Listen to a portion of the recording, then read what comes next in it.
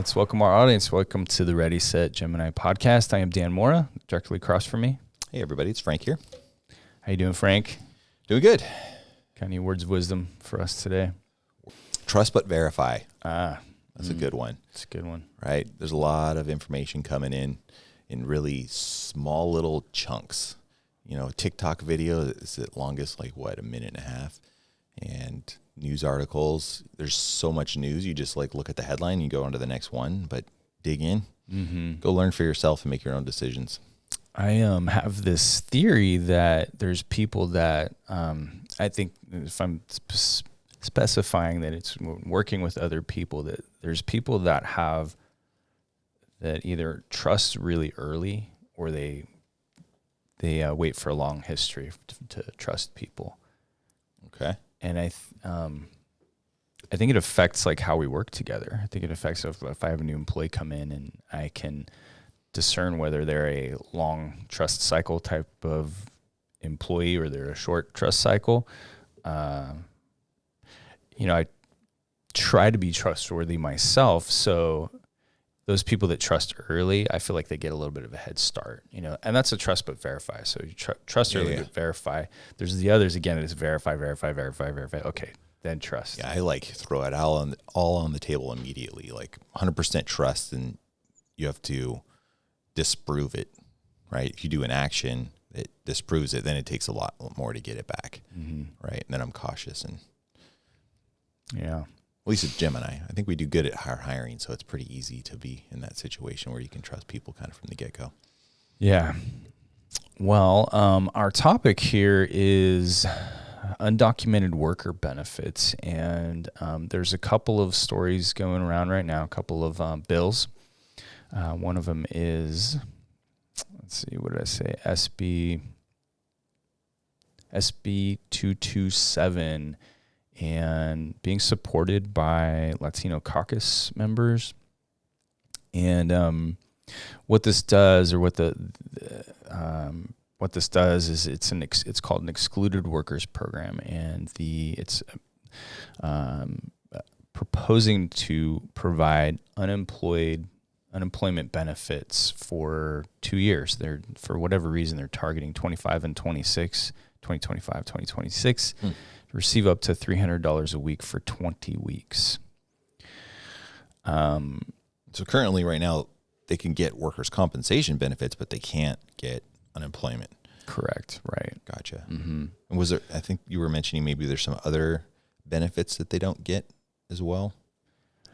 Well, disaster relief and other safety nets. There's other things that are, government sponsored that they're not eligible for, or just can't apply without a, documented status, right? Gotcha. Yeah.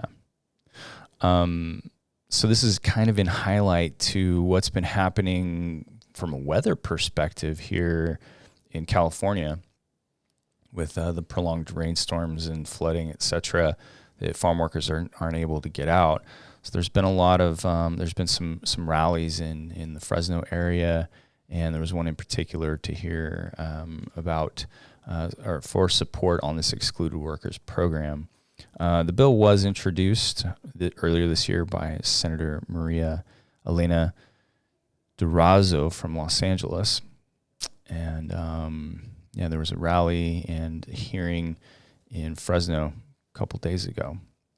Interesting. Yeah, I can imagine what it would be like. I mean, workers' compensation takes a while to kick in, right? Yeah. So what it would be like for those families that are having to, already struggling, I would imagine, in that type of industry, and then getting hit on top of natural disasters, where there's a Tulare Lake. Basically, the Central Valley turns into a big giant lake, and they're really worried about it now. It's already flooded, but with big storms coming in and dropping all the snow that it has, 50 plus feet, that's got to melt. It's going to go somewhere. Yeah. So we have a crazy hot summer. Now we got workers that can't even work. I guess unemployment would help them.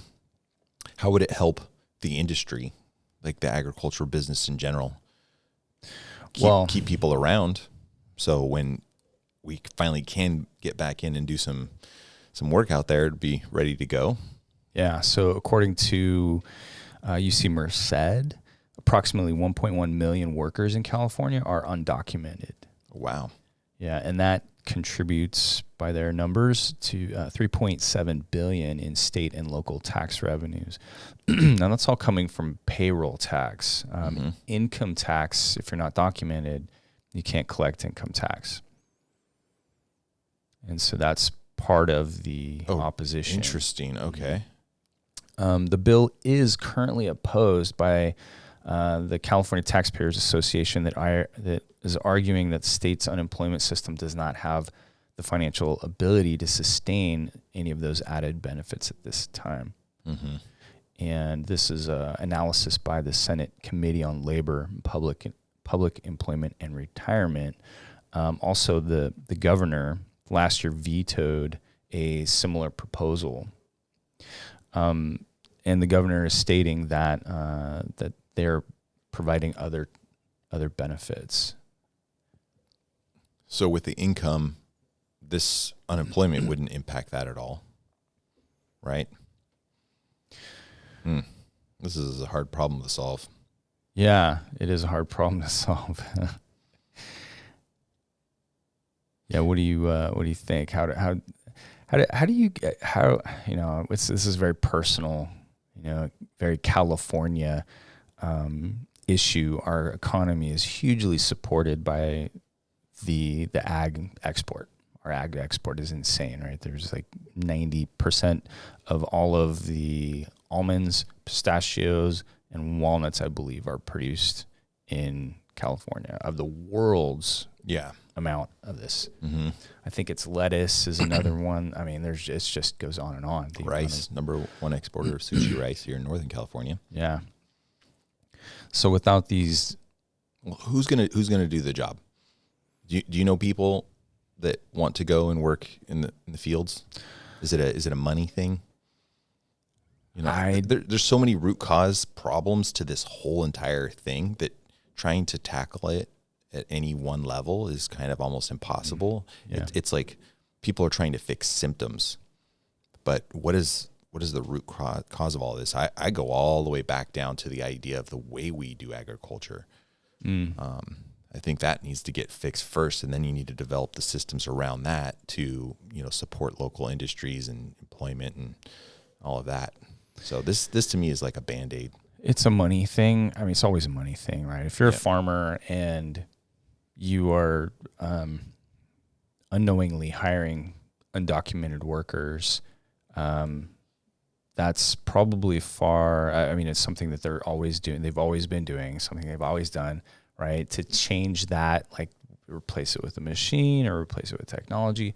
I know firsthand, just hanging around a couple of universities, that there's huge ag programs that pump money into technology and improving how we sustainably do agriculture. But it comes back to the farmer and the farmer having to make those changes, and nobody wants to be told what to do, right? Sure.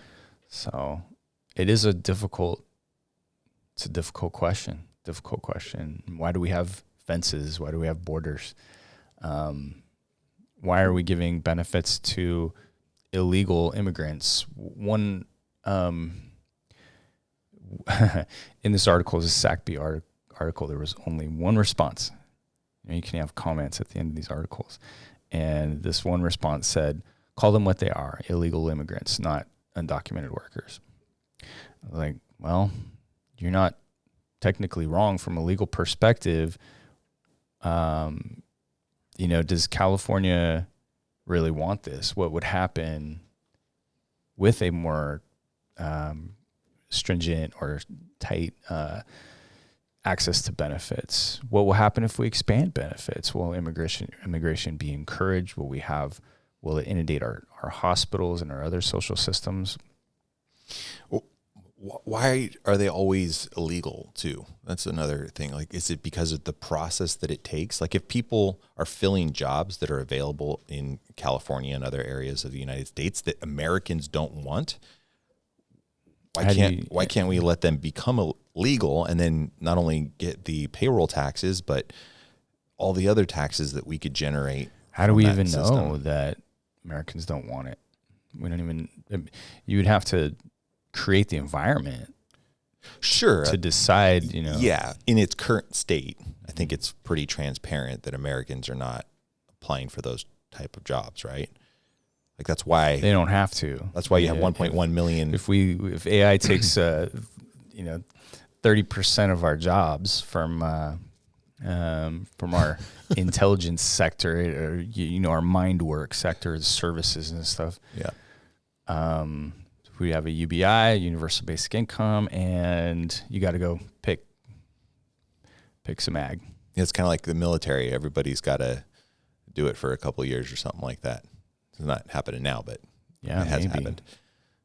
Big problems to solve, I think, is the moral of the story here. And how can you do it? One step at a time, I guess. But yeah, no matter where you fall on this, there's effort going one way, going the other. We're just trying to put it out there so that you know what's going on. And so here's a question for you. Mm-hmm. If unemployment does pass, what will the impact be on workers' compensation? Because now if there's a revenue stream for that employee to keep, mm-hmm. are they going to have as much interest in filing a work comp claim? Good question. $300 a week? I don't know. Yeah. I don't know. Well, let's hear from our audience. What do you think about this? Curious what your perspective is. Like, comment, subscribe. Give us a follow. Give us a follow, yeah. Thank you. All right, Frank, talk to you next time. How's it going?